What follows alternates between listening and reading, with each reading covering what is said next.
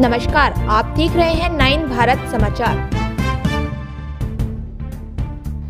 राज्य मंत्री धनसुरी अनुसुईया कोंडा सुरेखा ने कहा कि लोगों को अपने सामने आने वाले अवसरों का उपयोग करना चाहिए और अपने माता पिता पर बोझ बने बिना रोजगार प्राप्त करके आगे बढ़ना चाहिए।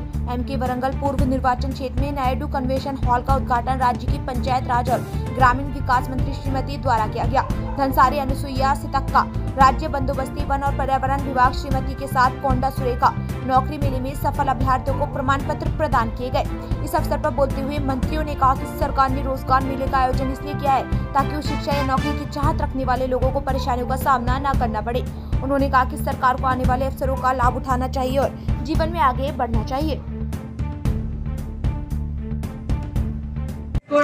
తల్లిదండ్రులకు నిరాశ కల్పించకండి। వాళ్ళ నిరాశ చూసి మీరు నిస్పృహలకు గురై ఇంకా ఇంతేనా ఈ జీవితం అనేటువంటి ఉద్దేశంతో ఎంతో ఆలోచనలు వస్తూ ఉంటాయి। మీరు ఏ ఉద్యోగం చేసుకున్నా చదువుకోండి, పైన చదువులకు ప్రిపేర్ కాండి। ఇవాళ కలెక్టర్ గారు, కమిషనర్ గారు ఇలా ఎంతో మంది మరి ఉద్యోగాలు చేసుకుంటూ కూడా ఉద్యోగాల కోసం ప్రిపేర్ అయినటువంటి వాళ్ళు ఉన్నారు చాలా మంది। పట్టుదల అనేది ఇంపార్టెంట్ కాబట్టి ఈ రోజు మన ప్రభుత్వము ఈ యొక్క కార్యక్రమాన్ని ఏర్పాటు చేసి మిమ్మల్ని అందరినీ ఈ యొక్క మంచి అవకాశం వచ్చింది। దయచేసి అవకాశాలు జారవిడ్చుకోకండి। ఎంతో మంది చూస్తా ఉన్నాం, పీజీలు, ఎంఏలు, డిగ్రీస్ చేసినా కూడా 5,000, 6,000 కంటే కూడా ఎక్కువ జీతాలు రాక అవి కూడా దొరకక ఎంతో మంది ఇబ్బంది పడతా ఉన్నటువంటి పరిస్థితుల నుంచి ఈ రోజు ప్రభుత్వం ఒక దిక్కు ప్రభుత్వ ఉద్యోగాలు, ఒక దిక్కు ప్రైవేట్ ఉద్యోగాలు రెండు వైపులా మరి సీఎం గారు రేవంత్ రెడ్డి గారు ఇక్కడ వరంగల్లో మా సురేఖ గారు మేమందరం కూడా ఇలాంటి ఎక్కడెక్కడ ప్రయత్నం చేస్తున్నాం। రాబోయే కాలం వరంగల్ జిల్లాకు ఒక స్వర్ణ యుగం।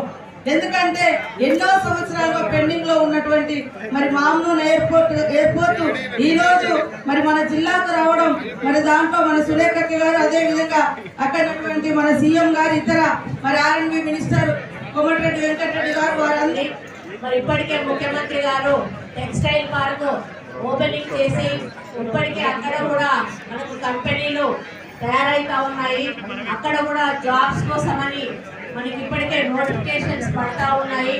మరి అంతేకాకుండా ఈ మధ్య కాలంలోనే మనకు ఎయిర్పోర్ట్ కు కూడా కేంద్రం నుంచి క్లియరెన్స్ రావడం జరిగింది। ఒకవేళ ఎయిర్పోర్ట్ నిర్మాణం కానీ జరిగితే ఇంకా మనం ఊహించని ఇండస్ట్రీస్ కానీ కంపెనీస్ కానీ మనకు వరంగల్లో వచ్చేటువంటి అవకాశం ఉంటుంది। ఇటు కరీంనగర్ సైడు, ఇటు ఖమ్మం సైడు, ఇటు హైదరాబాద్ సైడు ఈ మూడు వైపులా కూడా విపరీతమైనటువంటి మనకు ఈ యొక్క కంపెనీలు వచ్చే అవకాశం ఉంటుంది।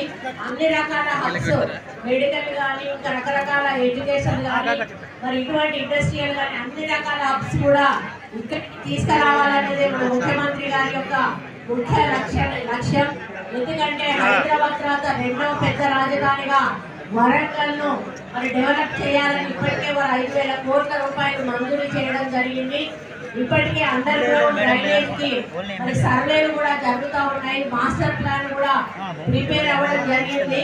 కాబట్టి ఇంకా రాబోయే రోజుల్లో ఇంకా జాబ్స్ మనకి వచ్చే అవకాశం ఉన్నది। కానీ ఈ మధ్య కాలంలో మరి గత ప్రభుత్వంలో 10 సంవత్సరాలు కూడా నిర్లక్ష్యం చేసి ఉద్యోగాలు ఇవ్వకుండా నిరుద్యోగులుగా చాలా మంది ఏజ్ దాటిపోయి ఈ రోజు ఉద్యోగాలు కూడా పొందలేనటువంటి పరిస్థితుల్లో చాలా మంది ఉన్నారు। అటువంటి పరిస్థితి మరి మన ప్రభుత్వంలో రాకూడదని వాళ్ళు ప్రవేశపెట్టి ఏదైతే నోటిఫికేషన్ నుంచి క్యాన్సిల్ చేశారో అన్నిటినీ కూడా మన ప్రభుత్వం వచ్చినాక దాదాపు 60,000 ఉద్యోగాలను మన ముఖ్యమంత్రి గారు నోటిఫికేట్ చేయడమే కాకుండా వాళ్ళకి ఉద్యోగాలు ఇచ్చి జాయిన్ చేసుకోవడం జరిగింది। కానీ మరి ఈ రోజు చదువుకున్న యువత ఎక్కువ ఉన్నారు, గవర్నమెంట్ జాబ్స్ తక్కువ ఉన్నాయి। అందరికీ 100% గవర్నమెంట్ జాబ్స్ అనేటివి మరి రావడం అనేది కొంత ఇబ్బందికరమైన విషయము। అందుకని చాలా మంది ఏజ్ బారవుతున్నా పెద్ద పెద్ద చదువులు చదివినా వాళ్ళకి అవకాశాలు లేక తల్లిదండ్రుల మీదనే డిపెండ్ అవుతా ఉన్నారు। పాపం తల్లిదండ్రులు పిల్లలు పెద్దోళ్ళు అయిపోతా ఉన్నారు, పెళ్లి చేద్దామంటే సంపాదన లేదు అని